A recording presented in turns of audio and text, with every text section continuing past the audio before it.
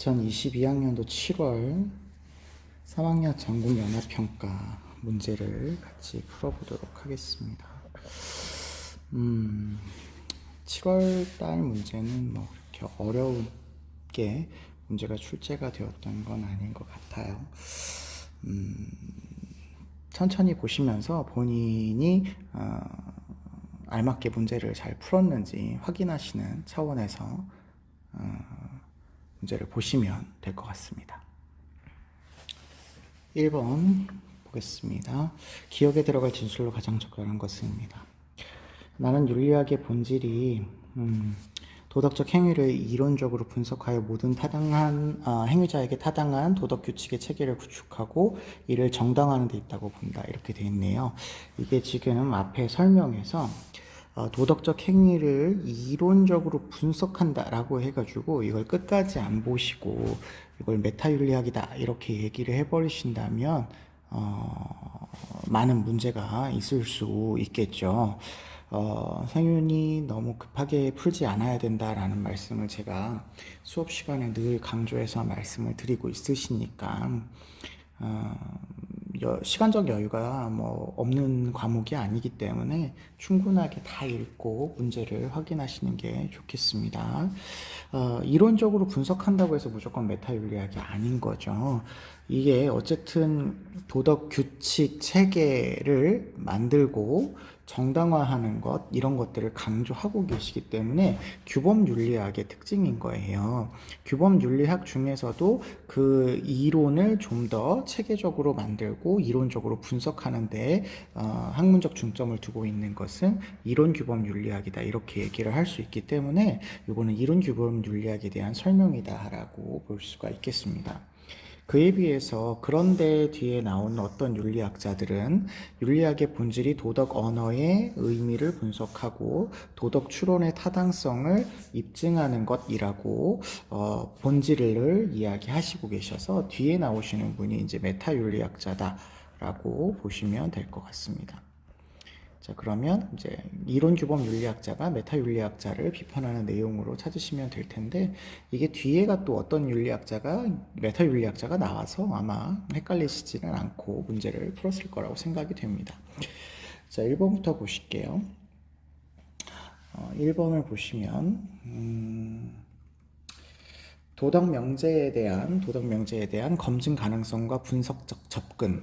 보통 이걸 강조하는 거, 도덕 명제를 검증 가능성, 분석적 접근을 강조하는 것은 메타윤리학이 강조하고 있습니다.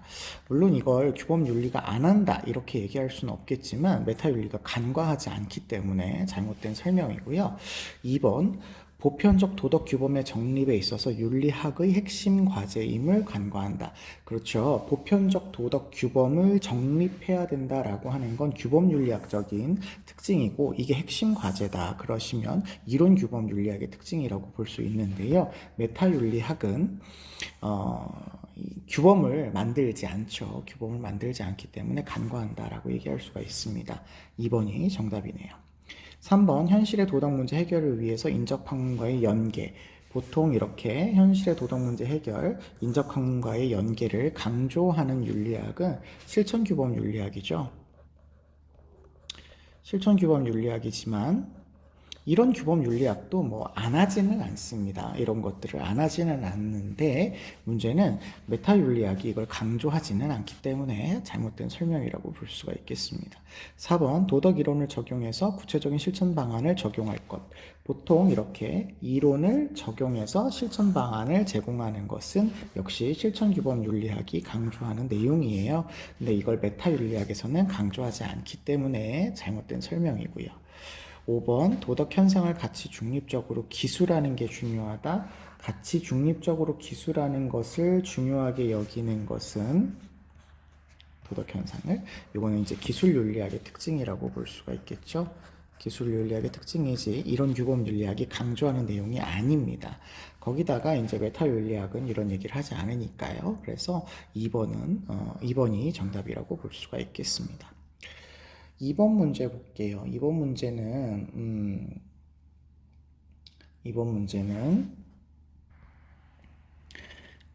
갑을 사상가들의 입장으로 적절하지 않은 것을 고르시는 문제인데요. 갑을 보시니까 자신을 이기고 예로 돌아가랍니다. 그리고 그게 인의라고 이야기하네요. 그러면 예와 인을 강조하시는 그런 관점이에요. 그러면 우리는 이거는 유교 윤리 사상이다라고 하는 것을 알 수 있을 거고요. 그 중에서도 자기를 이기고 예로 돌아가라라고 하는 게 극기복례의 설명에 가까운 이야기죠. 그리고 자기를 이기고 예로 돌아가게 되면 온천하가 이 사람을 어질다고 할 것이다 라고 해서 어질인을 엄청 강조하시는 그런 사상이구나 라는 것을 볼 수가 있을 것 같습니다.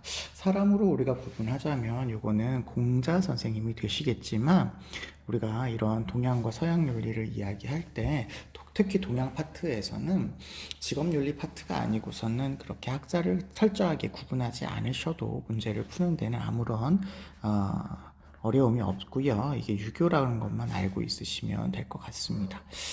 을을 보시면 대도가 무너지니까 인과 의가 생겨났고 지혜가 나타나니 큰 거짓이 생겨났다. 육친이 화목하지 못하니까 효와 자애가 생겨났대요. 그러니까 이게 무너져서 생겨난 거고 화목하지 못해서 생겨난 게 인의 효 자애라는 겁니다. 그러니까 인의 효 자애는 원래 잘 돌아갔다면 나타나지 않았을 거다라고 해서 자연스러움을 강조하고 있는 도가 사상의 맥락이다라고 하는 것을 우리가 찾을 수 있겠고 이 사람은 이제 노자 선생님이 될 것 같습니다. 도가라고 생각하시면 되겠어요. 자, 1번 보겠습니다. 좀비 친소의 구별을 전제로 해서 사랑을 실천하라고 이야기합니다. 유교에서는 좀비 친소를 구별합니다. 그래서 나중에 묵자 선생님이 이제 별애라고 비판을 하시는 거죠. 그리고 인이라고 하는 것은 이제 사랑이라고 우리가 해석할 수 있기 때문에 기 1번의 갑에 대한 설명은 맞는 설명이라고 볼 수가 있겠습니다. 2번 보시면 자신의 마음을 미루어 타인을 헤아린다. 이걸 서라고 하지요. 이걸 이제 유교에서 얘기하냐라는 건데 이거 쉽게 얘기하면 역지사지라고 말씀을 드렸고 요 얘기를 제가 말씀을 드렸죠. 공자 선생님이 강조하시는 태도다라고 해서 요거 기억해 주시면 되겠습니다. 3번을 보시면 도를 실현하기 위해 도를 실현하는 것은 도가에서 강조합니다. 인의의 도덕규범을 확립해라. 인의라고 하는 건 대도가 무너지니까 등장을 한 거니까 이런 인위적인 어떤 인의 도덕규범을 확립하는 게 아니라 오히려 자연스러운 삶을 강조하셔야 되겠습니다. 3번이 틀린 답이 되시겠고요. 4번 자연의 질서의 순응, 그렇죠. 인위적인 인의가 아니라 자연의 질서에 순응하고 인위를 없앤 무위의 삶을 추구하는 것을 도가에서는 강조하시고 있으십니다. 5번 보시면 성인이 되기 위해서 수양을 통해서 덕을 실현해야 된다. 자, 성인이라고 하는 어떤 인격 완성을 하신 분을 지칭하는 이 대명사는 도가에서도 쓸 수 있는 표현이고요. 그리고 유교에서도 쓸 수 있는 표현입니다. 유교에서도 쓸 수 있는 표현이라서 두 사상 모두가 사용하는 이상적인 인간을 뜻하는 것이고요.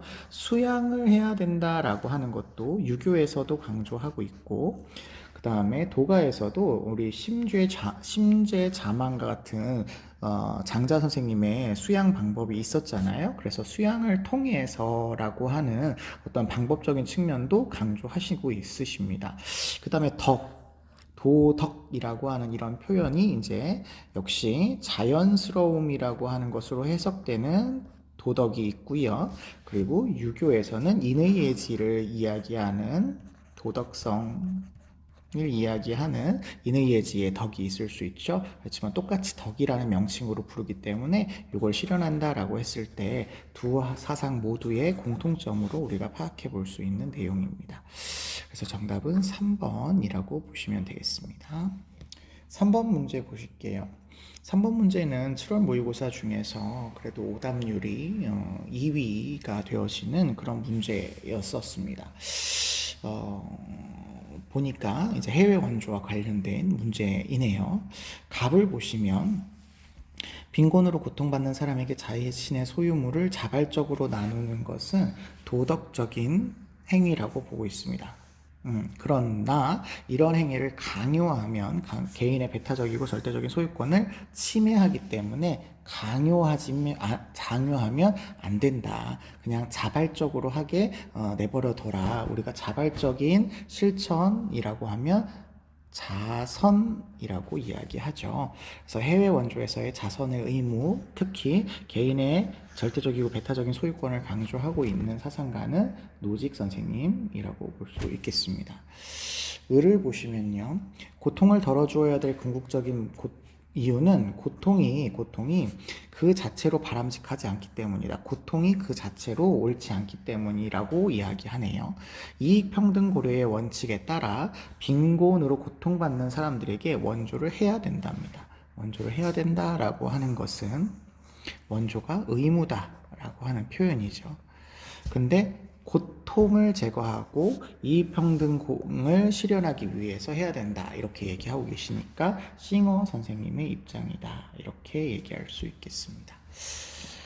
병으로 넘어가겠습니다. 병 선생님은 원조의 목적이 고통받는 사회가 자신의 문제들을 합당하게 합리적으로 관리할 수 있도록 도움으로써 결과적으로 질서정연한 국제사회의 구성원이 되도록 하는 것이다. 고통받는 사회를 질서정연한 사회로 만드는 게 목적이다 이렇게 얘기하신다면 롤스 선생님이시고요. 롤스 선생님은 체제나 문화, 정치를 변화를 시켜서 자신들의 문제를 스스로 해결할 수 있도록 도와주는 체제로 전환시켜주는 것을 이제 해외 원조라고 보고 있으십니다. 자, 그렇다고 한다면 1번부터 보시겠습니다. 노직 선생님은 약소국에 대한 원조는 최소 국가가 이행해야 할 도덕적 의무다. 이행해야 할 도덕적 의무 아니지요. 개인이 자선적으로 행해야 할 그런 내용인 것이지 강제적으로 행해야 할 것은 아닌 거죠. 2번 원조로 행할 때 자신에게 미칠 손해를 계산할 필요 없다. 싱어는 공리주의자예요. 그래서 자신에게 얼마만큼 손해가 될 거냐, 이익이 될 거냐를 계산을 하셔야 됩니다. 공리주의라고 하는 것은 최대다수 최대 행복이라고 하는 걸 목표로 추구하고 있기 때문에 만약에 자신의 행복이 낮아지고 고통이 증가를 하는데도 원조를 해야 된다 그런다면 싱어 선생님은 그 공리주의의 최대 원칙에 어긋나기 때문에 할 필요가 없다. 이렇게 얘기를 해야 되겠죠. 그래서 자신의 이해관계를 계산을 해야 된다라는 얘기를 하겠습니다. 3번 보겠습니다. 롤스는 원조를 대상을 선정할 때 빈곤의 원인에 대한 고려, 이 말이 좀 어려운데요. 빈곤의 원인에 대한 고려를 배제되어야 된다. 자, 이 말이 어려워서 아마 이것 때문에 여러분들이 좀 힘들었을 수 있을 것 같은데요. 이 빈곤의 원인을 고려해야 되느냐, 배제해야 되느냐를 물어보는 겁니다, 지금. 롤스 선생님은 빈곤한 사회라고 해서 도움을 주거나 도움을 주지 않거나 뭐 이러지 않습니다. 빈곤이 기준이 아니에요. 그런데 빈곤이라고 하는 문제가 발생을 했을 때 그 원인이 만약에 고통받는 사회라는 체제로부터 비롯된 것이라면 도움을 줘야 되는 것이고, 질서정연한 사회임에도 불구하고 빈곤하다면 돕지 않아도 되는 거잖아요. 그렇다고 한다면 왜 빈곤한지에 대한 고려가 있어야지 되겠죠. 배제하면 안 되겠죠. 그래서 이거는 잘못된 설명이라고 생각해 주시면 될 것 같아요. 4번 보겠습니다. 노직과 싱어는 모두 원조의 의무를 시행하기 위해서 과세를 강제해야 된다 이렇게 보고 있는데요. 노직 선생님은 원조가 의무도 아니고 과세를 강제할 수도 없다 이렇게 얘기하셔야 될 것 같습니다. 잘못된 표현이고요. 싱어 선생님은 원조의 의무를 이야기하셨지만요. 법적인 어떤 의무가 아니라 도덕적인 의무로서 이야기를 하시는 분이기 때문에 강제로 뭔가 의무를 해야 된다 이런 얘기를 하지 않으시기 때문에 싱어 선생님도 동의하지는 않을 표현입니다. 그 다음에 5번 싱어와 롤스는 모두 빈곤으로 고통에 처한 국가를 원조할 필요가 없는 경우가 있다. 아까 선생님이 롤스 이야기 하시면서 금방 말씀드렸죠. 빈곤 한 게 중요한 게 아니라 왜 빈곤으로 고통에 처했는지에 대한 이유를 따져보고 그 이유가 고통받는 사회 체제로서 나타나는 것이라고 한다면 원조할 수 있는 것이고, 질서 정연한 사회인데 만약에 빈곤하다면 도움을 주지 않아도 되는 것이라서 도움을 줄 필요가 없는 경우가 있을 수 있다고 얘기해야 되겠습니다. 그리고 싱어 선생님 입장에서도 지금 2번에서 살펴보았잖아요. 분명히 누군가가 빈곤으로 고통을 당하고 있는 상황이라고 해도 자신에게 미칠 손해를 계산해 보았을 때 만약에 손해가 더 크다 그러면 고통에 처해져 있는 이 사람들을 안 도와줄 수도 있죠. 그렇기 때문에 싱어 선생님도 동의할 말입니다. 그래서 빈곤하냐 안 빈곤하냐는 원조를 결정하는 어떤 주요한 이유라고 얘기하면 안 된다 라고 하는 것을 기억해 주시면 되시겠습니다. 그래서 5번이 정답이고요. 이거는 3번의 그 서술어 때문에 이 제시 나와 있는 선지의 표현 때문에 여러분들이 조금 고민이 되었던 문제였던 것 같습니다. 그래서 이게 오답률 2위에 해당되었던 것 같습니다. 이런 표현이 나올 때 이런 표현이 우리가 어떤 의미로 쓰여졌는지를 잘 기억해 뒀다가 기출문제에서 또 나오게 되는 경우에 적용을 잘 해주시면 될 것 같습니다. 4번 문제 보겠습니다. 다음을 주장한 사상가 입장에서 문제 상황 속에 이에게 제시할 조언으로 가장 적절한 것입니다. 공동체의 이익이란 공동체 구성원들의 이익을 총합한 것이랍니다. 어떤 일이 개인의 이익을 증진시킨다는 것은 그 개인의 쾌락의 합계를 증진시킨다는 걸 의미하는데, 쾌락의 합계를 개인들의 행위를 통해서 산출할 수 있는 쾌락의 양이 옳음을 평가하는 유일한 요소입니다. 그러면 이거는 쾌락주의인데 공동체의 이익과 관련해서 개인의 쾌락을 합산해서 계산해라. 근데 양만 고려해라. 이렇게 얘기를 하고 계시니까 벤담 선생님이다 라고 찾아볼 수 있겠습니다.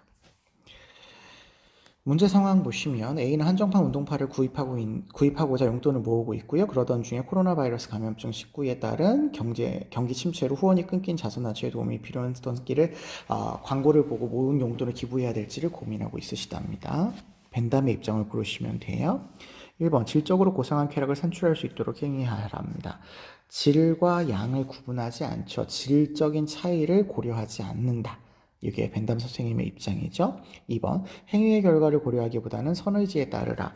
최대다수 최대 행복이라는 결과를 고려하셔야 되는 것이죠. 3번 보편적 도덕 원리 최대다수 최대 행복인데요. 이걸 배제하시면 안 되죠.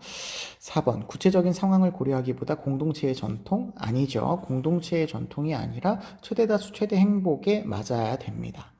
5번 행위와 관련된 사람들 쾌락의 총합이 극대화. 그렇죠. 최대 다수의 최대 행복을 산출하는 행위를 하셔야 됩니다. 5번이 정답이네요. 5번 문제 보겠습니다. 이것도 이제 오답률 5위의 문제고요. 국가와 시민의 권리와 의무와 관련된 문제인데 아무래도 여기가 기출 문제가 적고요. 그러다 보니까 여기서 어렵게 시험 문제가 출제될 가능성이 충분히 있습니다. 그래서 이 사회계약과 관련돼서 나오거나 이 국가와 시민의 윤리와 관련돼서 나오는 부분들은 조금 더 신경을 써주세요. 문제, 갑을 사상가들의 입장을 비교하랍니다. 갑 보시니까 국가는 자연적으로 존재하는 결사체의 최후의 형태이며 여러 앞의 형태가 있겠지만 최후의 형태라는 거죠. 근데 인간은 본성적으로 국가 공동체를 구성하는 동물이랍니다. 그래서 본성적으로 국가를 구성할 수밖에 없다는 거고요. 본성에 의해서 국가가 없이 살아가는 존재는 인간 이하이거나 인간 이상인 존재라서 인간이라면 무조건 국가가 있어야만 한다라고 보고 있고 그게 인간의 본성에서 비롯됐다라고 보고 계시니까 아리스토텔레스 선생님의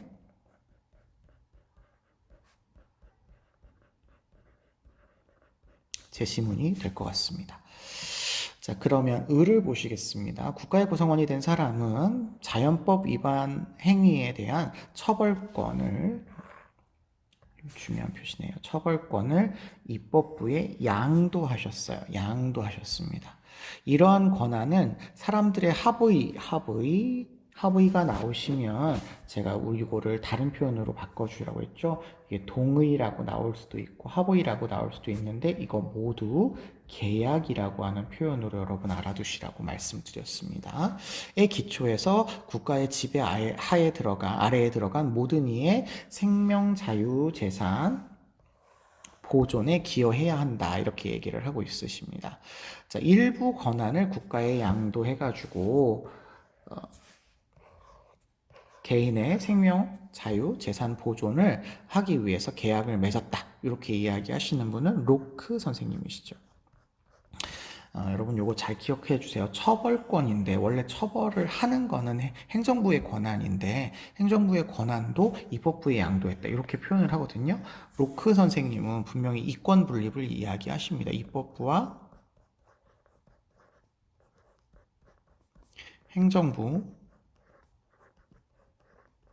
로 이권 분립을 이야기해요. 사법권은 옛날에는 명료하게 구분을 안 했기 때문에 이제 삼권 분립이라고 얘기하지 않는데 이권 분립 요 안에서도 입법부의 권한, 입법기관의 권한을 굉장히 중시했어요. 그래서 이런 처벌권 같은 것도 입법부로 넘겼다라는 표현을 쓰기도 합니다. 그래서 이런 것들 좀 기억을 해주시면 좋을 것 같고요. 보겠습니다. 아리스토텔레스는 공동체를 지향하는 인간의 본성에 따라서 국가가 형성됐다. 아까 위에 제시문에서도 나온 표현이죠. 니은 인간의 최선의 삶은 정치 공동체. 우리가 보통 이 정치 공동체가 국가라고 표현을 하죠. 그 중에서 최고의 공동체가 속에서만 가능하다. 그렇죠. 국가가 있어야지만 가능하고 만약에 인간이라면 국가가 있어야 되고 없어서는 살아갈 수 없다 이렇게 얘기를 하고 있으시죠. 반면에 로크는 개인들이 자신들의 재산에 대한 권리를 생성하기 위해서 국가를 수립한답니다. 여기 위에 그 제시문 내용에서도 보시면 생명, 자유, 재산의 보존을 위해서 국가의 지배 아래로 들어간다 이렇게 얘기를 하는데 정부를 구성을 하고 국가를 수립해서 자신의 재산에 대한 권리를 생성한다 이러면 이게 말이 안 되죠. 재산권을 로크 선생님은 자연권으로서 인정을 하고 계시는 분이라서 디귿은 잘못된 선지다라고 볼 수 있겠습니다. 리을, 시민은 자신의 안전을 위협하는 정부에 대해서 저항할 권리가 있다. 그렇죠? 안전 그러면 여기 나와 있는 생명을 표현하는 거라고 볼 수 있겠죠. 물론 뭐 다른 것들도 안전에 포함되겠지만 어쨌든 안전을 보호해 주라고 국가를 만들었어요. 그런데 정부가 안전을 보호하지 않아요. 그렇다고 한다면 저항할 수 있다. 라고 하는 권리를 인정하시는 분이 로크 선생님이시죠. 그래서 다양한 시민혁명에 영향을 미쳤다. 우리가 알고 계시는 바입니다.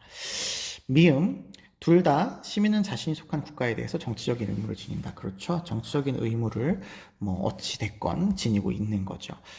로크도 지니고 있고 아리스토텔레스도 지니고 있다. 이렇게 보시면 되겠습니다. 아리스토텔레스는 이제 법을 따라야 되는 것 이라고 하는 정치적인 의무가 있고요. 로크 선생님은 계약을 맺었으니까 계약을 이행해야 된다라고 하는 정치적인 의무가 발생하게 됩니다. 그래서 정답은 3번이라고 보시면 되겠습니다. 6번 문제로 넘어가겠습니다. 6번은요. 신문 칼럼인데요. 기억에 들어갈 진술로 적절하지 않은 것인데 보시니까 뭐 남북 분단 적대적 관계 뭐 이런 얘기 나오니까 통일 문제라는 거 알 수 있으십니다. 계속 읽어볼게요. 전쟁과 분단은 적대적인 경쟁 체제를 형성했을 뿐만 아니라 우리 일상생활에서 이념 대립의 형태로 갈등을 야기하는 요소로 작용하고 있습니다.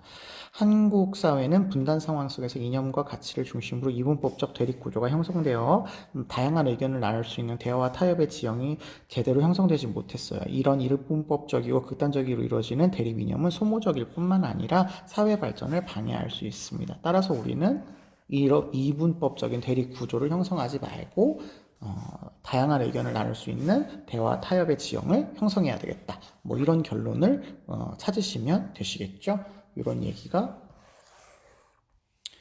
잘못된 거라고 봐야 되니까요. 2번이 잘못된 내용이라고 볼 수 있겠습니다. 대화 타협을 하지 않고 자신의 이념에만 근거한다면 계속적인 갈등과 문제 상황을 유발할 수 있게 되겠죠. 그래서 잘못된 것은 2번이라고 생각해 주시면 되겠습니다. 7번 문제 보겠습니다. 가불명 사상가들의 입장을 나의 그림으로 탐구하고자 할 때 A에서 D에 들어갈 적절한 질문을 보기에서 있는 대로 고른 것은입니다.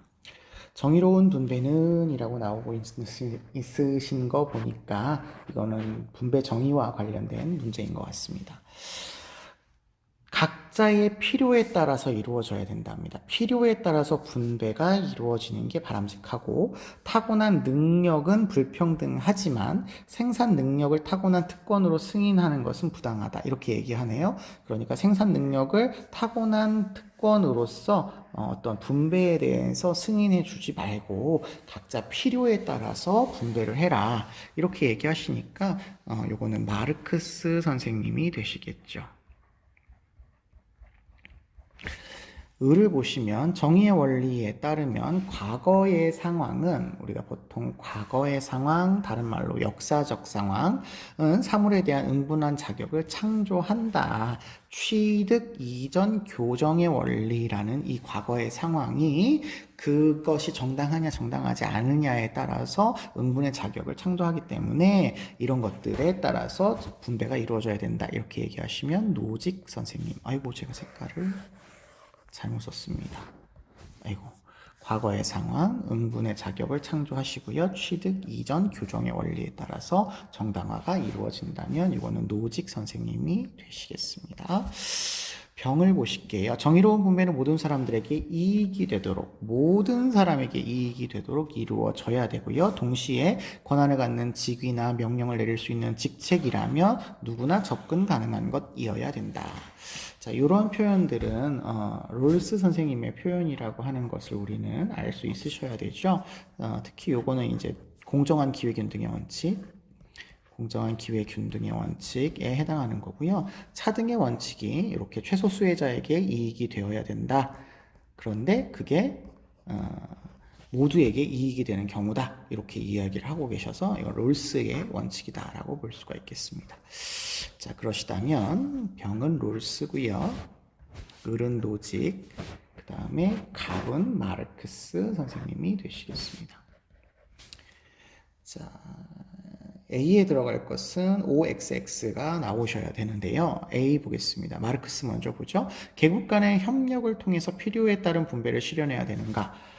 마르크스 선생님은 필요에 따른 분배 실현을 강조하시지만요. 계급이 협력하지 않죠. 계급 투쟁이죠. 투쟁을 통해서 자본과 계급을 몰락시키고 필요에 따른 분배를 하는 사회를 건설을 하죠. 그래서 이거 X고요. 나머지 노직이나 롤스 선생님의 경우에는 필요에 따른 분배를 주장하지 않기 때문에 로직, 롤스 선생님도 모두 동의하지 않을 표현이라고 보시면 되겠습니다. 기억은 잘못된 선지가 되겠네요. 니은 B에 들어갈 내용이네요. 을은 맞고 병은 틀린 것을 고르시면 됩니다. 개인이 정당하게 취득한 재산에 대한 소유 권리를 가지느냐? 노직 선생님의 입장에서 정당하게 취득한 재산입니다. 그러니까 과정이 취득, 이전, 양도 이런 거 할 때 정당하게 했어요. 그럼 부당하지 않다는 거니까 소유 권리를 절대적으로 갖죠. 그러면 이거는 노직 선생님이 동의할 표현이고요. 롤스 선생님이라면 롤스 선생님도 정당하게 취득한 재산입니다. 과정이 어떻게 해서 정당한지에 대한 설명은 나와 있지 않지만 어쨌든 결과적으로 정당했대요. 그렇다면 소유 권리가 있느냐? 당연히 있어야죠. 정당하니까요. 부당하지 않으니까요. 모든 사람에게 이익이 되고 공정한 기회균등이 이루어졌다라고 하는 절차에 따라서 했다면 결과는 자신의 소유물로 인정이 되니까 이건 둘 다 동의할 표현입니다. 그래서 B에도 들어갈 수가 없는 내용이네요. 디귿 C 보겠습니다. 정형적 원리에 따른 분배는 개인의 소유권을 침해하는 것인가? 이거는 노직 선생님이 롤스 선생님을 비판하면서 사용하신 표현이죠. 롤스 선생님의 정형적인 원리는 개인의 소유권을 침해하기 때문에 반드시 재분배를 초래한다. 이렇게 얘기를 하고 계셔서 노직 선생님의 설명으로 맞는 답이라고 볼 수가 있겠습니다. 리을 이거는 롤스 선생님만 보시면 돼요. 원초적인 입장에서 모두의 동의로 정의의 원칙이 도출되느냐. 그렇죠.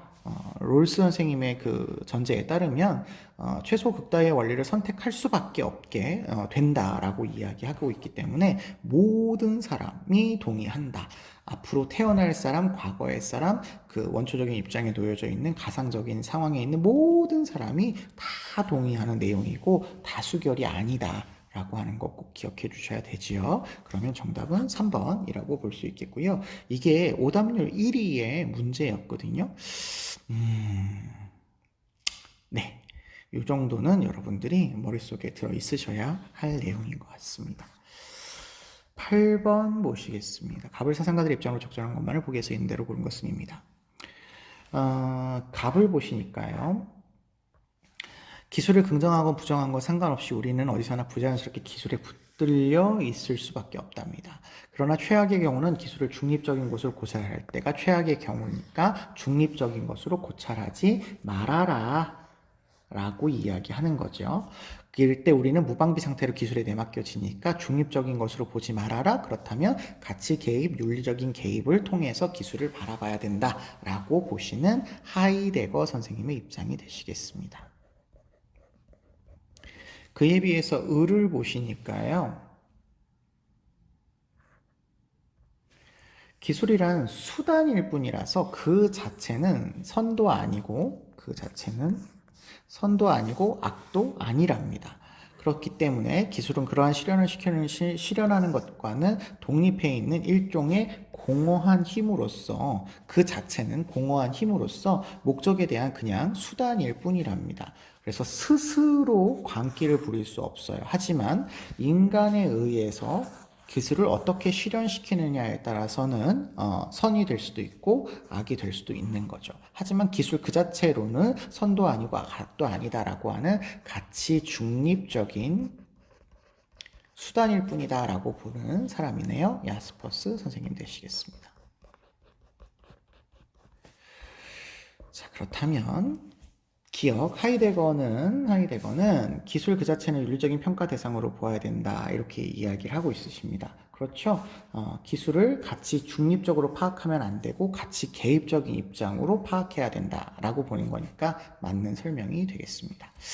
니은 기술을 활용할 때는 인간의 삶에 부정적인 영향을 끼칠 수 있기 때문에 활용할 때는 선도 될 수 있고 악도 될 수 있으니까 활용할 때는 가치를 개입해야 될 수도 있겠죠. 이건 이유는 맞는 선지입니다.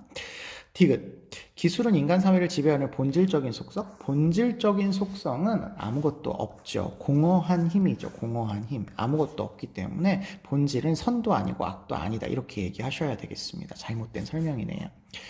리을, 갑을 모두는 기술을 적용할 때 인간의 가치 판단은 배제되어야 된다. 갑 선생님 입장에서는 적용할 때 뭐 다 아니죠. 다 아니고요. 을은 야스퍼스 선생님 입장에서도 적용할 때니까, 활용할 때니까 가치 판단이 배제되면 안 되겠죠. 그래서 잘못된 설명이라고 보시면 되겠습니다. 정답은 1번이라고 찾아주시면 되겠네요. 9번 보겠습니다. 오랜만에 이 9번은 사랑과 성에 관련된 보수주의, 중도주의, 자유주의 입장에 대한 문제가 나왔습니다.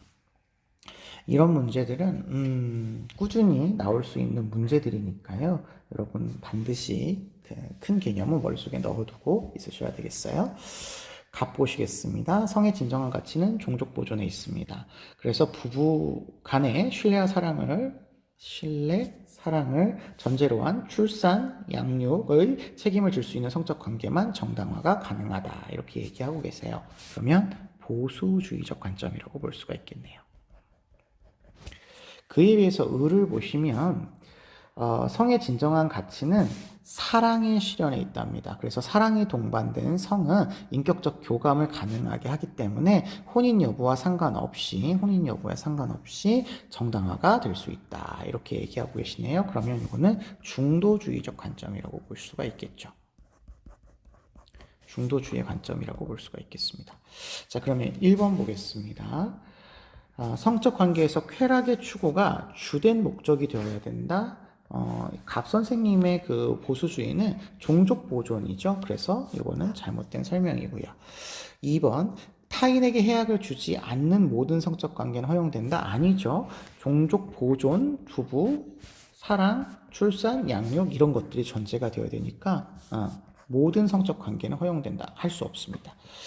3번 보시면요.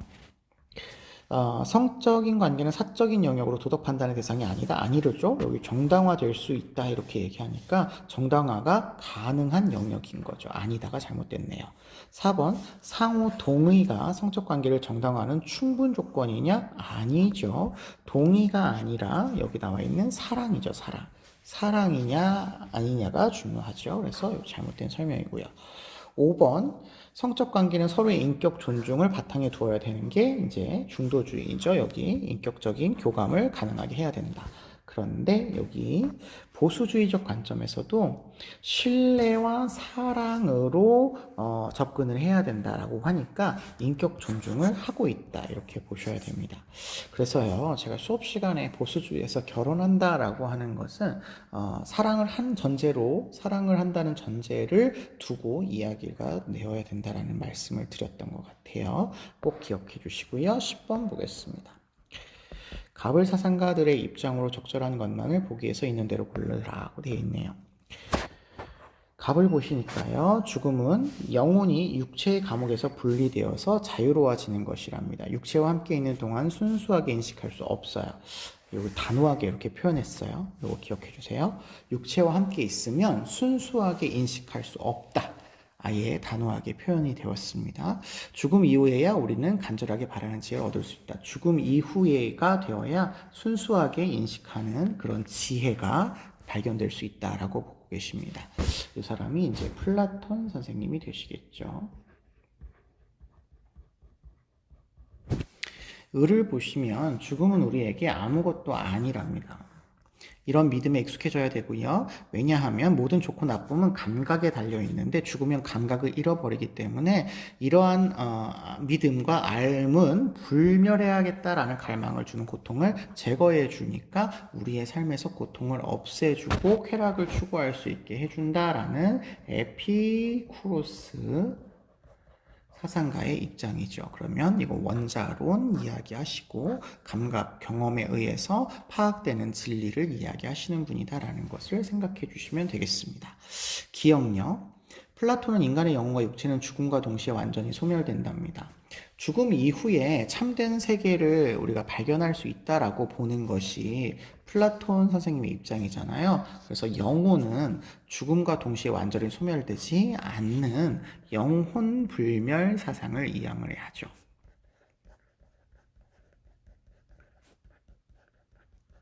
그래서 기억선지는 잘못된 표현이고요. 니은.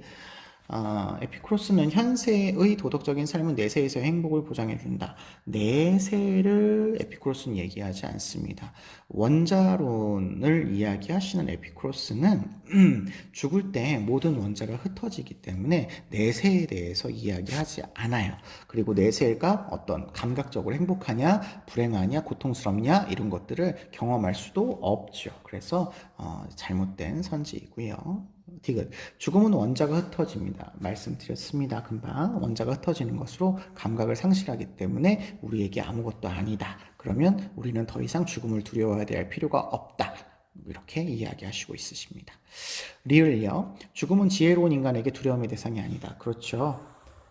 에피쿠로스 입장에서도 그렇기 때문에 죽음은 인간이 감각할 수 없는 것이라서 두려워해야 될 필요가 없고요. 플라톤의 입장에서도 죽음 이후의 인간은 참된 지혜를 발견할 수 있는 계기가 되기 때문에 두려움의 대상이 아니라고 이야기하셔야 되겠습니다. 그러면 정답은 3번 디글리일이 되시겠네요. 11번 문제 보도록 하겠습니다. 11번. 가의 갑을병 사상가들의 입장이 서로에게 제기할 수 있는 비판을 나의 그림으로 표현할 때 ESF에 해당하는 내용으로 가장 적절한 것은 입니다. 가를 보시니까요. 형벌은 범죄자 자신이나 다른 선을 촉진하기 위한 수단으로서 집행되어서는 안 되고 오직 보복범만이 형벌의 양과 질을 명확하게 제시할 수 있다. 그러면 요거는 응보주의적 관점을 이야기하고 계시는 분이니까 칸트 선생님이 되시겠다고 표현할 수 있겠고요. 을을 보시면 사형은 범죄자가 사회의 이익을 침해하는 것을 막지 못함을 입증할 뿐이랍니다. 그러면 이거는 범죄 처벌에 있어서 사회의 이익을 침해하기 때문에 범죄를 처벌하는 거다라는 예방주의적 관점을 따른다라는 거예요. 그런데 강제 노동의 고통으로 일생에 걸쳐서 분산되는 형벌이 사형보다 더 강력한 본보기가 된다고 얘기하니까 그 고통을 보여주는 게 사회의 이익을 침해하는 것을 막아주는데 좀 더 효율적이다라고 보는 사람인 거죠. 그러면 이거는 종신노역형 형이 사형보다 효과적이다라고 보는 베카리아 선생님이 되시겠습니다. 베카리아 선생님은 공리주의적 맥락과 사회계약론적 맥락에서 사형을 반대하고 계시죠. 병을 보시면요. 병은요. 사형은 사회계약을 어기고 국가의 적이 된 사람이 죽음에 의해서 국가로부터 분리되는 것이다. 이렇게 얘기를 하네요. 사회계약을 주장을 하시는데 사형을 인정을 해서 범죄를 저지른 사람을 국가의 적으로 보고 있고 이 사회계약을 통해서 사형을 인정을 하신답니다. 특히 일반 의지에 대해서 복종하기를 거부한다면 복종을 강제 당해야 되는 그런 경우다라고 이야기를 하고 있으십니다. 그러면 이거는 루소 선생님의 입장이다라고 우리가 생각해 볼 수가 있겠네요. 자, 그러면 병은 루소고요. 을은 베카리아고 갑은 칸트 선생님의 입장에서 서로에게 비판하는 내용으로 우리가 문제를 풀어주시면 되겠습니다. A를 보시면 칸트가 베카리아를 비판하는 내용이네요. 사형은 범죄 예방과 질서 유지를 위한 수단적 형벌이다 라고 얘기하면 칸트에 해당하는 설명이 아니죠. 수단으로서 형벌을 집행하는 것이 아니라 범죄를 저질렀다는 이유만으로 처벌을 받을 행위를 했다는 이유만으로 처벌을 받는 응보주의적 관점을 이야기하셔야 되죠. 잘못된 설명이네요. B는 베카리아가 칸트를 비판하는 내용입니다. 사형은 범죄 억제력이 전혀 없는 잔혹한 형벌, 전혀 없는 게 아니라 종신노역형에 비해서 억제력이 없는 거라고 이야기하셔야죠. 그래서 베카리아에 대한 설명이 잘못되었습니다. 3번은 C하고 E니까 루소가 칸트와 베카리아를 비판하시는 내용이어야 됩니다. 형벌의 정당성은 시민의 동의에서 비롯됐다. 루소 선생님은 동의라고 하는 게 이제 계약이라고 제가 아까 다른 표현으로 말씀드렸죠. 계약에서 비롯된 거다. 그래서 형벌을 집행해야 된다라고 하는 거니까 루소 선생님 얘기할 수 있고요. 베카리아 선생님도 이게 지금 사형이 아니라 형벌이기 때문에 동의할 수 있는 내용입니다. 계약론의 관점을 따르니까요. 그러니까 베카리아 선생님은 간과하지 않으셔야 되겠죠. 네, 그런데 칸트 선생님은 이런 형벌의 기초가 동의에서 있지는 않아요. 동의에서 있지는 않습니다. 그래서 이거는 잘못된 표현이다라고 보실 수 있을 것 같습니다. 4번 보겠습니다. D네요. D면 베카리아가 루소를 비판하는 내용이 되겠습니다. 생명권을 양도해서 사회계약에 포함시킬 수 없다. 그렇죠. 베카리아 선생님은 생명권을 사회계약에 포함시켜서 양도하지 않습니다. 그래서 베카리아 선생님의 표현이 맞고요. 그에 비해서 루소 선생님은 일반 의지에게 모두 생명권을 포함해서 양도를 하죠. 그렇기 때문에 간과하는 내용이라고 얘기할 수 있겠습니다. 정답은 4번이네요. 5번 볼게요. F는 칸트가 루소를 비판하는 내용입니다. 아까 말씀드린 거네요. 형벌은 범죄자가 형벌을 의욕했기 때문에 가해지는 것이 아니라 형벌 받을 행위를 의욕했기 때문에 가해지는 것이죠. 형벌을 의욕했다라는 건 범죄자가 나 형벌 받고 싶어 라고 하는 것 때문에 형벌을 받는 거면 범죄자의 어떤 의도에 따라서 형벌이 집행되는 것이기 때문에 응보주의적 관점으로 얘기할 수가 없게 되는 것입니다.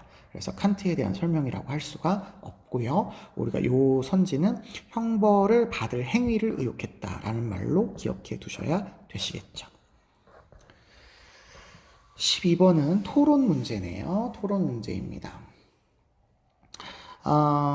갑을 먼저 보시면 인간과 동물 사이의 생물학적 유사성으로 인해서 동물 실험의 결과를 인간에게 일반화할 수 있다고 이야기를 하고 있으십니다. 동물 실험의 결과를 인간에게 일반화할 수 있답니다.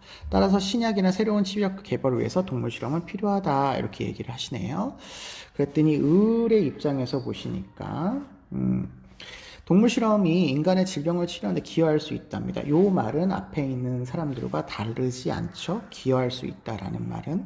하지만 동물은 인간과 마찬가지로 고통을 느끼는 존재랍니다. 고통을 느끼는 존재이기 때문에 동물에게 고통을 주거나 죽이는 것은 정당화할 수 없답니다. 그러면 이제 동물 실험은 반대한다 이런 얘기가 되시겠죠. 그러니까 갑이 동물이 고통을 느끼는 존재라는 것은 동의한답니다. 그러니까 고통을 느낀다라는 것은 괜찮다라는 거예요. 그러나 동물 실험은 인간이 겪는 심각한 질병 치료법을 개발하기 위한 최선이자 불가피한 선택이랍니다. 우리가 보통 이런 것들은 코엔 선생님이 많이 이야기하는 거죠. 그래서 동물 실험은 최선이자 불가피한 선택으로 해야 된다. 그랬더니 을이 그렇지 않고 동물 실험에 대체할 수 있는 방안이 있다면 대체할 수 있는 방안으로 동물 실험에서 얻어지는 만큼 충분한 정보를 얻을 수 있기 때문에 동물을 희생시키는 동물 실험은 정당화될 수 없다 이렇게 얘기하셔야 됩니다. 그렇다면 지금 포인트 갈등 토론의 포인트가 되어지는 거는 동물 실험을 할 거냐 말 거냐가 포인트거든요. 그래서 이거는 정답이 5번이다 라고 찾으시면 될 것 같습니다. 13번 문제로 넘어가시죠. 13번 보시면 종교적인 인간 얘기가 나오네요. 세계는 늘 초자연적인 가치를 드러내고 있답니다. 요거 선지로도 많이 나오는 표현이니까 기억해 두셔야 합니다. 종교적인 인간에게 세계는 항상 초자연적인 가치를 드러내고 있다. 신성성은 존재의 완전한 현현이라는 사실을 잊어서는 안 된다. 신성하다라고 우리가 느끼는 그런 내용들은 완전한 현현, 거룩한 존재가 완전하게 드러난 사실이라는 거예요. 그래서 성스러움이 현현함으로써 사물에 전혀 다른 것이 된답니다. 그러니까 원래 사물은 돌멩이나 나무나 풀이나 뭐 이런 거였지만 성스러움이 드러나게 되면서 전혀 다른 속성이 되기 때문에 초자연적인 가치를 지닌다는 거죠. 그러나 그 후에도 여전히 그 사물, 돌멩이나 나무나 이거라는 것은 변하지 않고 성스러운 돌도 한 개의 돌이지만 돌이 성스러운 것으로 계시되는 사람들에게는 돌이 성스러운 것으로 계시되는 사람은 종교적인 인간이겠죠. 눈앞의 돌을 현실적인 초자연적인 실제로 변합니다. 돌이지만 초자연적인 실제로 이제 인식을 하게 된다라는 거죠. 이렇게 자연 안에서 성스러움이 드러나는 성과 속을 강조하시는 분은 엘리아데 선생님이 되시겠죠. 자, 엘리아데의 입장은 여러분 꼭 한 번씩 정리를 해주셔야 해요. 1번, 세계를 성스럽게 만드는 신은 종교적인 인간에게만 성스러움을 드러낸답니다. 종교적인 인간은 성스러움을 드러나게 되면 이제 알 수 있게 되는 거죠. 계시를 통해서 알 수 있게 되는 겁니다. 하지만 신이 종교적인 인간에게만 성스러움을 드러내는 게 아닌 거죠. 모든 사람한테, 모든 세계에 성스러움을 드러내지만 비종교적인 인간은 그 성스러움이 드러났다라는 사실을 알지 못하는 것 뿐입니다. 그래서 1번은 잘못된 설명이네요. 2번, 신은 자연적인 대상을 통해서 성스러움을 다양한 형태, 여러 가지 돌멩이, 나무, 뭐 이런 형태로 나타내 보여지죠. 맞습니다. 현현하는 대상은 다양하죠. 3번, 초자연적인 것과 자연적인 것은 불가분의 관계로 연결되어 있다. 그렇죠. 성과 속은 다르지 않다. 연결되어 있다라는 거죠. 왜냐하면 성스러움이 이런 세속적인 자연 현상을 통해서 드러나니까요. 4번, 세속적인 것과 성스러움은 질적으로 달라. 맞습니다. 질적으로 다릅니다. 여기 아까 설명한 게 요거죠. 사물이 전혀 다른 것이 된다. 그 사물 자체의 어떤 내용은 변하지 않지만 질적으로 다른 어떤 존재가 될 수 있다. 이렇게 얘기를 하고 있으십니다. 5번, 요 선지 잘 기억해 주세요. 5번, 자연물 그 자체가 아닌 자연물을 통해서 드러나는 성스러움이 숭배의 대상이다. 그렇죠. 자연물 그 자체를 숭배하는 건 아니고요. 자연물을 통해서 드러나는 거룩함을 숭배하는 거죠. 그래서 자연물 그 자체는 성스러운 게 아니다. 라는 것을 기억해 주시면 되겠습니다. 정답은 1번 되겠네요. 14번 보겠습니다. 다음을 주장한 사상가 입장으로 적절한 것만을 보기에서 있는 대로 고른 것은입니다. 시민불복종이네요. 시민불복종은 법에 분명히 반하는 것입니다. 반하는 것이에요. 법의 충실성과 민주적인 체계의 원리에 호소하는 거랍니다. 그러니까 여기에는 벗어나지 않는 거라는 거죠. 이러한 시민불복종은 거의 정의로운 사회에서 그 체제의 합법성을 인정하는 시민들에 의해서 생겨나는 것으로 법의 힘에 저항하지 않는다. 자, 이게 지금 표현이 여러 가지 표현으로 나오고 있는데 여러분 위에서 보시면 법에는 반하는데 법의 힘에는 저항하지 않는다는 거죠. 이게 표현을 좀 잘 기억해 주세요. 분명히 법에는 반하는 거지만 위법한 거지만 그 법의 힘에는 저항하지 않는다는 얘기는 이 충실성을 잘 따른다는 표현으로 쓰고 있습니다. 여러분 우리 이런 표현들 잘 기억해 주셔야 되는 거 꼭 기억해 주세요. 따라서 그들은 자신들의 행위에 대해서 법적 처벌은 수용을 해야 된다. 이렇게 얘기를 하고 있으십니다. 자, 이거는 롤스 선생님의 시민불복종이죠. 그러면 기억, 시민불복종은 헌법의 근거가 되는 원칙, 헌법의 근거가 되는 원칙이 아까 여기 민주체제의 기본적인 정치 원리들인 거죠. 위배되는 행위가 아니라 여기에 호소되는 것이니까 위배되는 행위가 아닌 거죠. 법은 위배되지만 이것에 의해서 하는 근거로서 이루어지는 행위인 거죠. 위배되는 행위가 아닌 겁니다. 니은 시민불복종의 대상에 모든 부정의한 법이 포함되는 것은 아니다. 모든 부정의한 법이 다 시민불복종의 대상이냐라고 한다면 아니다라는 거예요. 그렇죠. 맞죠. 정의 원칙 첫 번째 원칙과 공정한 기회균 등의 원칙을 어긴 것 중에서도 심각하고 현저하게 위반한 원칙만 시민불복종의 대상이 되기 때문에 모든 부정의한 법이 포함되는 것은 아니다가 맞는 표현입니다. 디귿 시민불복종은 다수의 정의감에 근거한 양심적 신념의 표현이다. 그렇죠. 양심적 신념의 표현인데 다수의 정의감이죠. 그래서 맞는 거.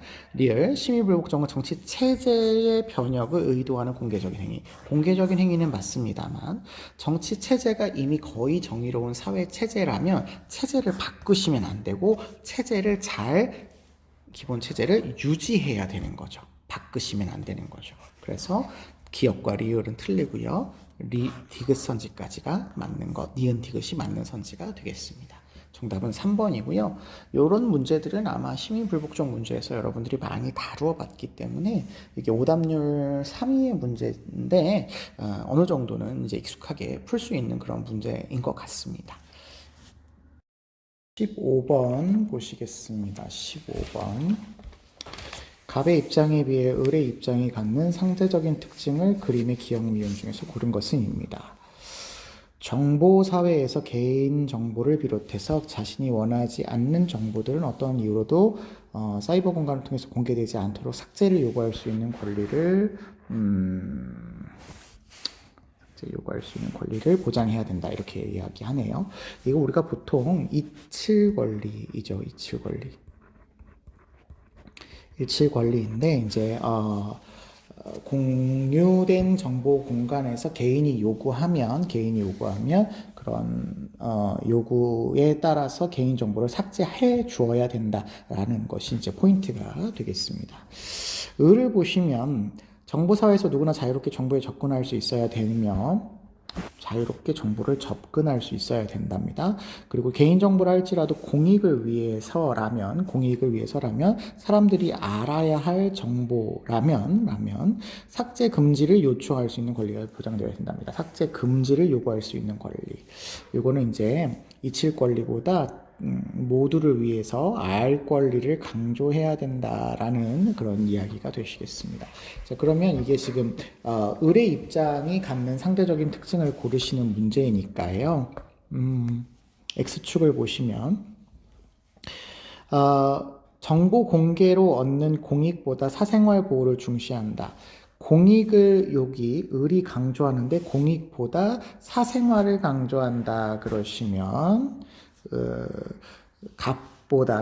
을보다는 갑이 강조하는 그런 내용이죠. 그러니까 요거는 낮은 그런 내용으로 오셔야 될 것 같고요. 그 다음에 Y축을 보시면 알 권리 실현을 위해서 개인정보 공개의 필요성을 강조한다. 개인정보를 공개해야 된다. 이렇게 얘기를 하고 있으시니까요. 여기 알 권리를 위해서 자유롭게 정보에 접근할 수 있는 개인정보 공개를 강조하는 내용이니까 Y축은 높은 내용이라고 보시면 되겠고요. Z축을 보시면 정보에 대한 알 권리보다 잊힐 권리를 중시한다 돼 있네요. 지금 을은 알 권리를 강조하는 거니까 이거는 낮은 것으로 나타나야 될 것 같습니다. 그러면 Y축만 높으면 될 것 같습니다. 그래서 이거는 4번 리을로 찾아주시면 되시겠습니다. 16번 문제 보도록 할게요. 16번 문제. 갑을 사장가들의 입장으로 가장 적절한 것은입니다. 사악한 음악으로부터 벗어나고 감정 표출이 바르게 되기 위해서는 감정 표출을 바르게 한다. 이렇게 얘기를 하고 있으십니다. 지금 우리가 음악이라는 예술 장르를 이야기하는데 이 예술 장르를 바르게 표현해야 된다. 그러면 이거는 이제 도덕주의의 관점이다.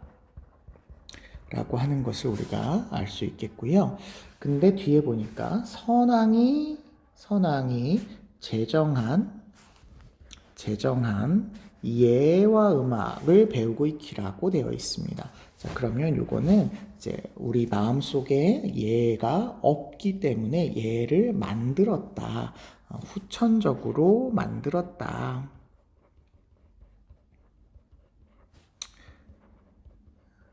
요 표현이 되기 때문에 그러면 예를 강조하는 유교 사상가이기는 하지만 후천적으로 예를 만들어야 하는 순자 선생님이라고 우리가 파악해 볼 수가 있겠죠. 그러면 뒤에 있는 말도 생각해 보시면 성정, 인간의 본성의 감정을 변화해서 마음과 행동을 올바르게 할 수 있게 되며 백성의 욕망을 절제하는데 이 음악이 도움이 되어야 된다. 이렇게 이야기를 하고 계셔서 이게 순자 선생님의 글이다라는 것을 찾아볼 수 있을 것 같습니다. 을을 보시면요. 을 선생님을 보시니까 악기를 만드는 일은 단지 땅에 고인 물을 손으로 뜨는 것처럼 쉬운 일이 아니랍니다. 쉽지 않은 거라는 거죠. 어려운 일이라는 거죠.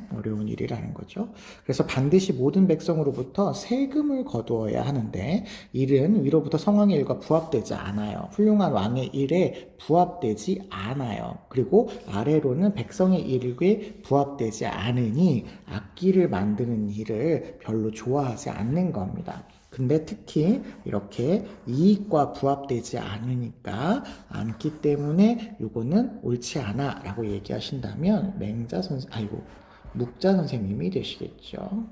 묵자 선생님이 되시겠습니다. 자, 그렇다면 묵자 선생님도 결국은 순수하게 예술을 접근하는 심미주의적인 관점은 아니에요. 1번 보겠습니다. 순자 선생님은 음악은 어떠한 제한도 없이 자유로운 감정의 표출이어야 된다. 이렇게 얘기하네요. 음악은 도덕성 발달에 기여를 해야 되잖아요. 그러니까 표출을 바르게 만들어야 된다라는 거죠. 사악한 음악으로부터 벗어나야 된다라고 하는 거니까 제한 없이 자유로운 감정의 표출을 해야 되는 거 아닙니다. 성왕이 제정하신 어떤 예와 음악의 형식에 맞추어야 되겠죠. 2번, 음악을 통해서 본성을 함양하여 사회질서 유지에 기여해야 된다. 이렇게 이야기하겠습니다. 자, 본성을 함양한다라고 하는 표현은요. 본성을 잘 보존하고 발전시킨다. 이런 얘기예요. 본성이 좋은 거라면 이렇게 하면 되겠지만 이 순자 선생님의 본성은 성악설이잖아요. 때문에 본성을 잘 함양하는 것이 아니라 본성을 변화시켜서 다른 말로 교화해서 교화해서 사회를 발전시키거나 뭐 인간의 덕을 실현해야 되겠다 이렇게 표현을 하셔야 되겠죠. 그래서 이런 표현은 잘못됐다 라고 기억해 주십시오. 목자 보겠습니다. 음악은 감정적 즐거움을 제공하지 못하므로 음악은 감정적인 즐거움을 제공한다라는 것이 공통적인 특징이에요. 그래서 요 말들은 좀 기억을 해주시면 좋겠습니다. 즐거움을 주기는 하지만 그게 백성의 이익과 부합되지 못하니까 금지하는 것이지 즐거움을 제공하지 못하지는 않습니다. 이거는 뭐 순자도 동등하게 얘기할 수 있는 표현이고요. 4번 음악이 주는 미적 체험보다 백성의 이익 증진에 우선해라. 그렇죠. 음악이 주는 미적 체험, 즐거움이 있을 수 있지만 이것보다 백성의 이익을 우선하는 그런 정책을 가져가야 된다라는 것이 묵자 선생님의 그 주장이라고 보시면 되겠죠. 5번 볼게요. 음악과 예의를 장려를 통해서 천하의 혼란을 바로잡아야 된다. 자, 이렇게 얘기하신다면 순자 선생님은 동의할 수 있죠. 음악과 예의를 장려를 해요. 그래서 혼란을 바로잡는 어떤 수단으로서 역할을 하게 한다. 그러면 순자 선생님은 동의할 수 있겠지만 음악과 예의, 음악이라고 하는 게 백성의 이익과 부합되지 않으니까요. 백성의 이익에 부합되지 않으니까 음악을 장려하지 않는다라고 하는 것이 묵자 선생님이죠. 그래서 묵자 선생님은 동의하지 않을 그런 표현이라고 보시면 되겠습니다. 정답은 4번 되시겠네요. 17번 보겠습니다. 가불병 사상가들의 입장을 나의 그림으로 표현할 때 A에서 D에 해당하는 적절한 주술만을 보기서 있는 대로 고른 것은입니다. 자연 체계 내에서 인간은 다른 동물들과 마찬가지로 미미한 가치를 지닌답니다. 그러나 도덕적 실천 이성의 주체로서 인간은 자연 안에서 물건으로서의 가치를 뛰어넘는답니다. 수단으로 가치를 뛰어넘는데 그 이유는 요 실천 이성이라고 하는 걸 통해서 도덕을 행위할 수 있기 때문에 그렇죠. 그러면 요거는 칸트 선생님의 글이다. 라고 우리가 볼 수 있겠고, 물건으로서의 가치는 보통 수단적인 가치를 의미하는데 수단적인 가치가 아닌 목적적인 본래적인 가치, 궁극적인 가치, 우리가 표현하는 말로는 내재적인 가치 이런 것들을 갖겠다라고 생각하시면 되시겠습니다. 그 다음에 을을 보시면요. 인간과 인간이 아닌 삶의 주체라는 표현이 나옵니다. 도덕적으로 존중받을 권리를 갖는답니다. 그러면 인간만이 삶의 주체가 아니라 인간 아닌 존재도 삶의 주체가 될 수 있다는 얘기네요. 인간 중심주의자가 아니란 얘기죠. 삶의 주체들은 고유한 가치, 우리가 보통 이 고유한 가치를 다른 표현으로 내재적 가치 라는 말로 사용하고 있죠. 를 지닌 존재로 다른 존재를 위한 자원처럼 대우받아서는 안 된다. 다른 존재를 위한 자원처럼 대우받는 거 수단적인 가치나 도구적인 가치로 대우받을 수 없다. 이런 이야기가 되시겠네요. 그렇다면 레건 선생님이시죠. 레건 선생님이십니다. 그럼 여기 인간이 아닌 삶의 주체는 이제 일부 동물을 이야기하는 거다라는 걸 알 수 있겠습니다. 병을 보시면 개인은 상호 의존적인 부분들로 이루어진 공동체의 한 구성원이랍니다. 자, 우리가 이 표현이 나오실 때 개인들은 이렇게 전체 생명 공동체의 한 구성원이다 혹은 평등한 구성원이다 이런 얘기가 나오게 될 때에 이런 표현은 두 사람 레오폴드와 테일러 선생님이 이런 표현들을 가져가서 얘기할 수 있어요. 그래서 요거까지만 보지 마시고 뒤에 있는 표현들도 같이 보셔야 합니다. 뒤에 있는 표현을 보시니까 돼지 윤리가 나오고 그 공동체의 범위를 물, 식물, 동물, 돼지를 포함해서 확장해야 된다라고 이야기하시네요. 그렇다면 요거는 테일러가 아니라 레오폴드 선생님이 되시겠죠. 자, 그러면 병은 레오폴드, 을은 레건, 그리고 갑은 칸트 선생님이 되시겠습니다. 벤 다이어그램 문제니까 세 사람 모두를 다 비교를 해야 될 것 같아요. 이쪽에가 여백이 있어서 왼쪽에다가 제가 쓰도록 하겠습니다. 칸트, 레건, 레오폴드 선생님의 입장에서 보도록 하겠습니다. 먼저 칸트부터 볼게요. 단지 수단으로만 취급되어서는 안 될 존재는 이성적 존재다. 뿐이다 이렇게 이야기했습니다. 그러면 우리는 이성적 존재가 인간이다라고 하는 걸 알 수 있죠. 그러면 칸트는 인간만 수단으로 취급돼서는 안 될 존재로서 목적으로서 내재적 가치를 지느냐 이렇게 얘기한다면 칸트는 동의하실 표현이라고 볼 수가 있겠죠. 니은 보겠습니다. 집합적 유기체로서의 대지는 효용 창출을 위한 자원으로 사용될 수 없답니다. 왜요? 칸트는 인간 중심주의자이기 때문에 대지는 인간을 위한 수단으로서 자원이 될 수 있습니다. 그러면 이거는 잘못된 설명이 되겠네요. 디귿, 도덕적 행위 능력이 없는 존재. 이거는 이제 인간 이외의 존재가 되겠죠. 인간 이외의 존재라면 인간의 이해관계와 상관없이 내재적 가치를 지닐 수 있다? 아니죠. 칸트는 인간만 내재적 가치를 지니까 동의하지 않을 표현이 되겠습니다. 리을, 동물을 함부로 대하지 말아야 할 이유는 인간에 대한 인간의 의무. 그렇죠. 인간의 의무에서는 동물을 함부로 대하지 말아야 하는 이유가 발생을 합니다. 우리가 보통 이거를 간접 의무의 개념으로 이야기하죠. 요거를 좀 기억을 해야 될 것 같은데 지금 이게 선지가 아니다 했으니까 이게 틀렸네요. 아니다가 했으니까 틀렸습니다. 도출되어야 되는 거죠. 그러니까 아니다 했으니까 잘못된 설명입니다. 자, 그럼 레건을 보도록 할게요. 레건. 기업. 단지 수단으로 채용되어서는 안 될 존재는 이성적 존재뿐이다. 인간뿐이다. 아니죠. 일부 동물까지도 포함을 하고 있으시니까 아니네요. 니은. 집합적 유기체로서의 대지는 효용 창출을 위한 자원으로 사용될 수 없다. 아니죠. 레건은 일부 동물까지만 내재적 가치를 지니고 있기 때문에 돼지와 같은 무생물은 자원으로 사용되는 것이 아무런 문제가 없죠. 사용될 수 있죠. 그 다음에 디귿 보시면 도덕적 행위 능력이 없는 존재, 아까 인간을 제외한 동물,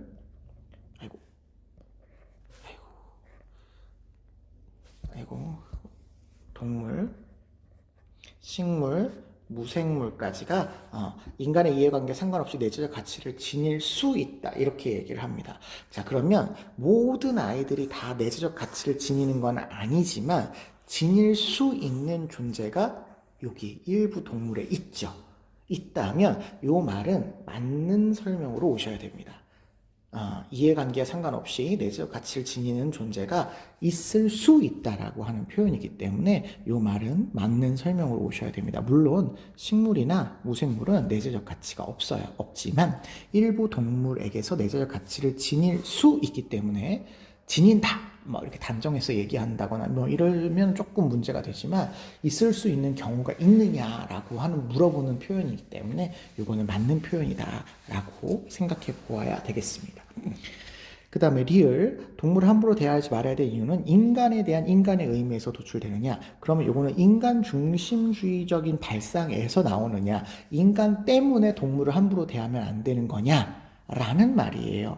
그렇지만 인간 때문에 인간을 위한 어떤 수단으로서 동물을 대하는 게 아니라 일부 동물이 삶의 주체라면 그 자체로 내재적 가치를 지니기 때문에 인간의 의무에서 도출되는 것이 아니라 그냥 그 자체로 어떤 내재적 가치를 지니는 그 자체로 존중을 받아야 되기 때문에 아니다 그러시면 맞는 표현이 되시겠죠. 언어적인 표현을 여러분들 잘 기억해 주셔야 됩니다. 레오폴드 보시겠습니다. 단지 수단으로만 취급돼서는 안 될 존재는 이성적 존재뿐이다. 레오폴드는 생태 중심주의니까 인간, 동물, 식물, 무생물까지가 내재적 가치를 지닌다라고 우리가 생각해 주셔야 되죠. 그래서 요거 X. 집합적 유기체로서의 대지는 효용 창출을 위한 자원으로 사용될 수 없느냐라고 물어보고 있는데요. 레오폴드는 자연이 내재적 가치를 지닌다라는 표현도 동의를 하지만요. 경제적 가치, 윤리적 가치, 심미적 가치 모두의 가치로서 사용될 수 있어요. 그래서 경제적인 가치로 수단이 될 수 있는 경우가 있을 수 있죠. 있습니다. 그래서 이거 레오폴드가 동의할 수 있는 표현입니다. 사용될 수 없지 않고 사용될 수 있습니다. 그 그 다음에 디귿. 도덕적 행위 능력이 없는 존재들도 인간의 이해관계와 상관없이 내재적 가치를 지닐 수 있다. 이렇게 얘기하시면 아까 레건이 요 말이 일부 동물이 허용이 된다라고 얘기를 했기 때문에 식물과 무생물까지 포함하고 있는 레오폴드는 당연히 있을 수 있다고 얘기를 하셔야 되는 게 맞는 거겠죠. 리을, 동물을 함부로 대하지 말아야 될 이유가 인간에 대한 인간의 의무에서 도출되는 것이 아니다. 그렇죠. 인간에 대한 인간의 의무에서 도출되는 게 아니라 대지의 온전성, 안전성, 아름다움을 유지하기 위해서 인간은 동물이나 어떤 존재들을 함부로 대하지 말아야 된다라고 하는 윤리적인 어떤 문제들이 나오게 되는 거죠. 그러면 이것도 아니다 했으니까 맞는 설명이 되겠습니다. 그렇다고 한다면 이게 정답이 될 수 있는 게 지금 벤 다이어그램 문제를 보시면 이게 정답이 될 수 있겠고 그 다음에 B는 다 틀렸으니까 안 되고요. 그다음에 C는 을과 병의 공통점이어야 되는데 지금 갑과 병의 공통점이라고 했으니까 안 되고요. 그 다음에 리을은 을과 병의 공통점이니까 이거 맞네요. 예, 그래서 정답은 2번으로 찾아주시면 되시겠습니다. 이 17번 문제 같은 경우에는 뭐 그렇게 많이 우리에게 혼란스럽거나 어렵게 다가오는 선지들은 없었는데 표현이 조금 여러분이 익숙하지 않을 수 있어서 거기 뭐 리을 선지라든지 그 다음에 디귿 선지 같은 경우 지닐 수 있냐 이런 표현들이 어떤 조건이 될 수 있느냐라고 하는 것을 물어보는 거라서 전체를 의미하지 않다. 이런 것들을 조금 익숙하게 여러분들이 생윤에서 표현하는 내용들을 익숙하게 받아들일 수 있으셔야 되실 것 같아요. 18번 보겠습니다. 가불사 상가들의 입장으로 적절한 것만을 보기에서 있는 대로 고른 것은 입니다. 모든 국가의 시민 정치 체제는 공화 정체여야 되고요. 국제사회는 영구 평화를 달성하기 위해서 이 국가들 간의 보편적 우호 목적에 기반한 국제연맹을 창설해야 된답니다. 그러면 이거는 국제관계에서 영구 평화를 주장하시는 칸트 선생님이시고요. 칸트 선생님의 경우에는 이렇게 국제연맹 그리고 세계시민법은 보편적 우호 목적으로 제한해야 된다 이런 얘기를 하시고 있으시고요. 국내에는 정치체제가 공화정체제여야 된다 이런 얘기 하시죠. 자, 을을 보겠습니다. 국제정치는 본질적으로 지속적인 권력 투쟁의 연속이랍니다. 모든 정치가들은 국가 이익이라고 정의될 수 있는 권력을 극대화하기 목적으로 정책을 추진하기 때문에 이렇게 투쟁의 연속이 나타날 수밖에 없답니다. 요거는 이제 국가 이익을 목적으로 하는 국제관계가 나타나는 거다라고 해서 현실주의의 입장이고요. 현실주의의 대표적인 사상가는 우리가 모겐소 라고 말씀을 드리고 있으셨죠. 자, 보겠습니다. 기억. 칸트는요, 연맹 체제의 단계에서도 개별 국가의 주권은 인정된답니다. 그러니까 연맹이 맺어져도 개별 국가의 주권이 인정되어야 되느냐라고 물어보고 있습니다. 당연히 인정되어야 되고요. 이 연맹 체제가 개별 국가의 주권을 함부로 침해하면 안 된다라고 주장을 하고 계시죠. 왜냐하면 칸트는 국제사회의 구성원으로서의 국가를 인간처럼, 개별적인 인간처럼 이성적인 존재로 바라보고 있기 때문에 개별적인 이성적인 어떤 국가, 개별 국가를 함부로 강제적으로 침해하면 안 된다라고 이야기하고 있으십니다. 니은 볼게요. 국제정치에서 분쟁은 인간의 본성에서 기인할 수 있다. 그렇죠. 모겐소 선생님은 홉스의 성악설에 기반을 두고 이걸 이제 국제관계로 확장시킨 사람이죠. 그래서 모겐소 선생님은 인간의 본성에 의해서 국제 분쟁이 일어나게 된다. 이익을 좋아하는 인간의 본성 때문이다. 이렇게 이야기를 하고 있으십니다. 그러면 기억 니은 다 맞는 표현이네요. 디귿 보겠습니다. 국제관계에서 국가 간의 세력 균형은 필요하죠. 근데 영구 평화를 보장하느냐라고 이야기한다면 현실주의에서의 평화는 세력 균형을 통해서 나타나는 일시적인 평화이고요. 영원한 평화라고 하는 것은 현실 불가능하죠. 그래서 일시적인 세력 균형에 의한 평화다 이렇게 생각을 하셔야 되고 언제든지 국가의 이익을 위해서 이 세력 균형은 무너질 수 있게 된다라고 보고 있으십니다. 리을 갑을 모두에 해당하는 내용인데요. 비민주적 국가에 대해서는 폭력적 개입이 허용된다라고 이야기하는데요. 이게 이제 약간 전쟁 같은 개념인데요. 일단 칸트에게 있어서 폭력적 개입은요, 비민주 국가이든 뭐이든 상관없이 이런 것들을 허용하는 것을 좋아하지 않죠. 폭력적인 개입을 허용하는 거. 그러니까 적극적인 전쟁을 허용하고 있지 않습니다. 물론 칸트는 방어 목적의 전쟁은 허용해요. 예를 들어서 비민주적인 국가가 쳐들어오게 되는 경우에는 방어 목적으로 방어를 위한 전쟁을 할 수 있겠지만, 여기에서의 표현은 적극적인 어떤 폭력적인 개입을 설명하는 것이기 때문에 칸트에서 동의할 수 없는 표현입니다. 현실주의 입장에서는요, 이게 비민주국가의 폭력적 개입이라고 하는 게 이게 허용될 수도 있고 안 될 수도 있는데, 이게 이제 현실주의는 전쟁이라고 하는 것을 도덕적으로 평가하지 않습니다. 국가의 이익이 되느냐 안 되느냐가 기준이에요. 이게 기준이기 때문에 요거가 충족이 된다면 전쟁을 해도 괜찮고 안 해도 괜찮고 그렇습니다. 그러니까 이게 현실주의 국가에서는 전쟁을 판단하는 기준이라고 보기가 어렵다라고 생각하셔야 될 것 같아요. 그러면 정답은 1번이라고 보시면 되겠습니다. 오로지 현실주의는 국가의 이익이 최고의 목적이자 본질이다, 이렇게 생각하시면 좋겠어요. 19번 가겠습니다. 19번, 갑을 사상가들의 입장으로 옳은 것은입니다. 모든 직업은 신으로부터 부름받은 자기 몫의 일입니다. 우리가 이걸 소명으로 알고 순종을 하게 되면 아무리 천한 것으로 여겨지는 일이라도 신 앞에서는 귀한 것으로 인정을 받게 된답니다. 그러니까 신이 우리에게 부르심, 소명을 주어서 그 소명에 의해서 일을 하게 된다라는 직업에 대해서 직업 소명서를 이야기하시는 분이네요. 그러면 칼뱅 선생님이시죠? 칼뱅 선생님이시다. 이렇게 볼 수 있겠고요. 을을 보시면요. 백성은 항산이 있어야 항심을 지닐 수가 있답니다. 어떤 사람은 마음을 수고롭게 하고 어떤 사람은 몸을 수고롭게 하여 각자의 수고로움으로 서로 기여한다, 이렇게 얘기를 하고 있습니다. 우리가 항산, 항심 잘 기억하고 계시죠? 항산은 일정한 경제적인 안정 을 이야기하는 거고, 항심은 일정한 유지되는 도덕성을 이야기하는 건데요. 백성과 같은 사람들, 소인 같은 사람들인 거죠. 은 항산이 없으면 항심을 유지할 수 없고, 그렇기 때문에 군주는 항산을 마련해 주기 위해서 노력을 하셔야 됩니다. 그때 군주처럼 마음을 쓰는 자를 우리가 노심자라고 표현을 하고요.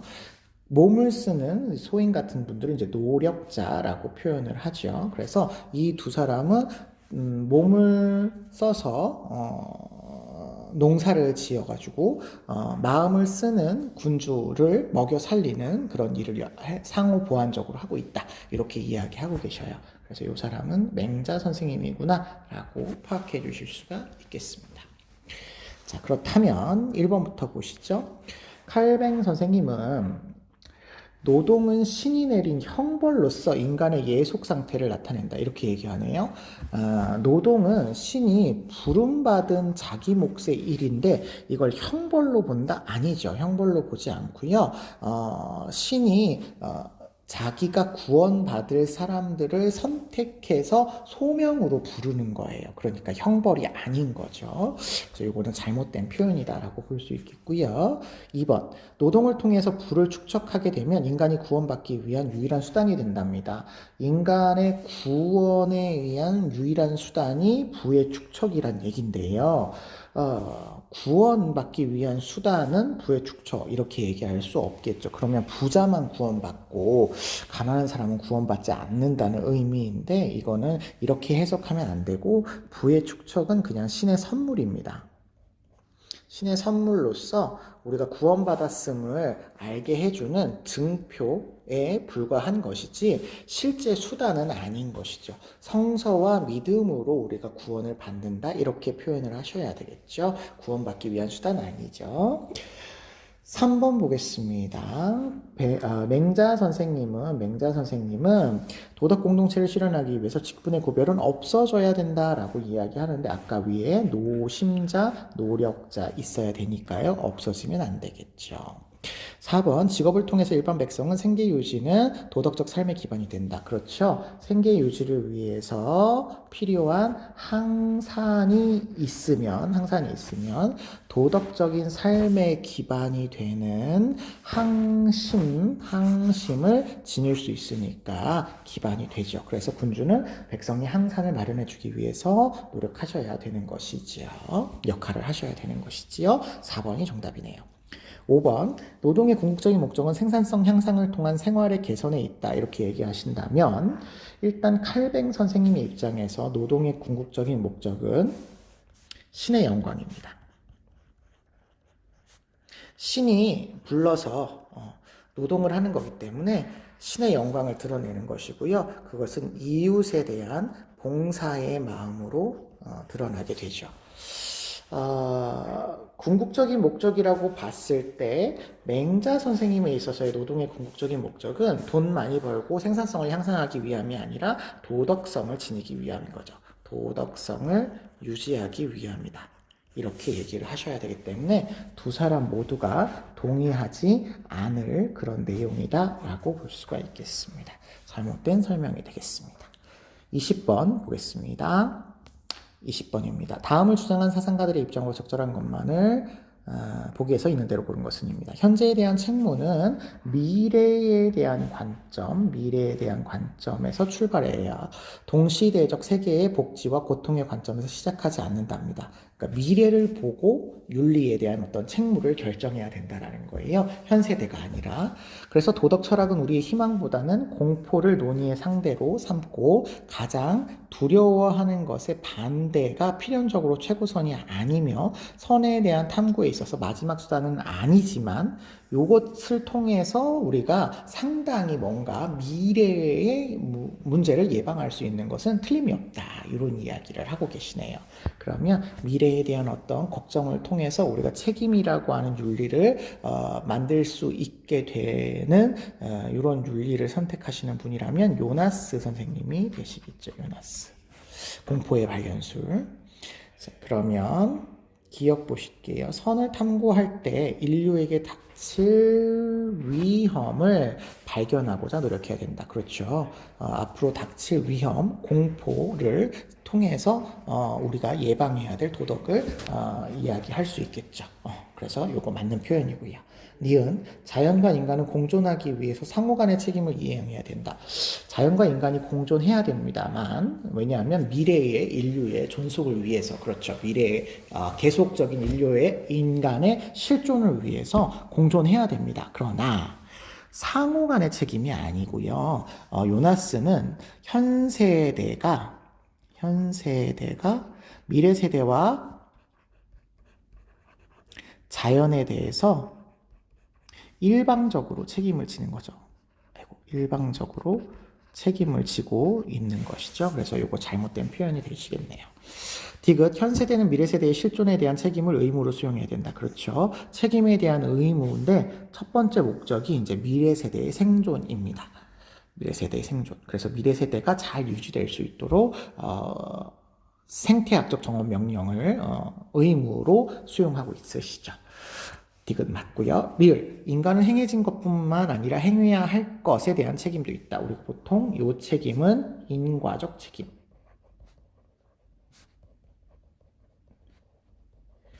행해야 할 것에 대한 책임은 예견적 책임. 이렇게 이야기하죠. 그래서 둘 다 있다라고 요나스 선생님은 이야기하고 있으십니다. 그래서 책임의 범위를 굉장히 많이 확대해 놓으셨죠. 자, 그럼 정답은 기억 디귿 리을까지가 정답이 되시겠습니다.